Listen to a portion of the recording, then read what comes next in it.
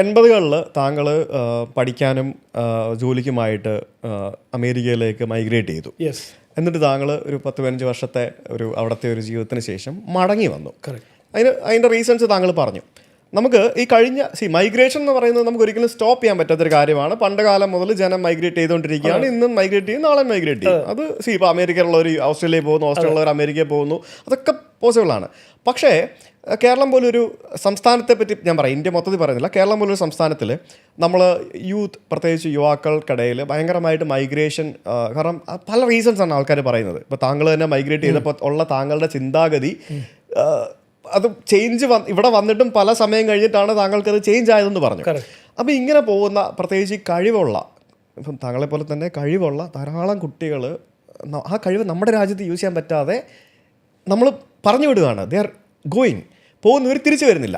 ഇങ്ങനെയുള്ളവരെ തിരിച്ചു കൊണ്ടുവരാൻ വേണ്ടി BJP സർക്കാർ അല്ലെങ്കിൽ താങ്കളുടെ നേതൃത്വത്തിലുള്ള ഒരു ഭരണകൂടമോ അല്ലെങ്കിൽ താങ്കളുടെ കാഴ്ചപ്പാടിലോ എന്തൊക്കെയാണ് അവർക്ക് വേണ്ടി ചെയ്യാൻ സാധിക്കുക? നമ്മൾ ഫിസിക്സിൽ ന്യൂട്ടൺസ് ലോ ഓഫ് ഫിസിക്സ് എല്ലാം പഠിച്ചിട്ടില്ലേ? ഞാൻ വേറൊരു ലോ പറഞ്ഞുതരാം. എൻ്റെ ഒരു ലോ ആണത്. ഇൻവെസ്റ്റ്മെൻറ്റ് വരുന്നത്, ഒരു സംസ്ഥാനത്തിൽ ഇൻവെസ്റ്റ്മെൻറ്റ് വരുന്നത് ടാലൻറ്റ് നോക്കിയിട്ടാണ്. ടാലൻറ്റ് പോകുന്നത് അവസരം ഉള്ള സ്ഥലത്തിലാണ് പോകുന്നത്. അപ്പോൾ കഴിവുള്ള കുട്ടികൾ കേരളത്തിലുണ്ട്, മറ്റ് സംസ്ഥാനത്തിലുണ്ട്, ഇന്ത്യയിലുണ്ട്.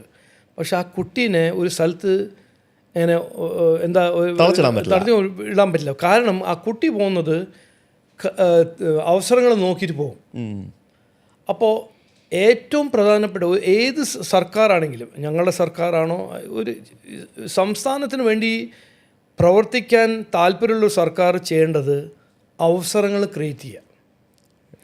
അവസരങ്ങൾ ക്രിയേറ്റ് ചെയ്തില്ലെങ്കിൽ, ഓപ്പർച്യൂണിറ്റീസ് ക്രിയേറ്റ് ചെയ്തില്ലെങ്കിൽ, സ്റ്റേറ്റിൻ്റെ ഏറ്റവും വാല്യുബിൾ ഇക്കണോമിക് ആസെറ്റ് ഗോൾഡും സിൽവറും പണവും ഒന്നുമല്ല, നമ്മൾ കുട്ടികളാണ്.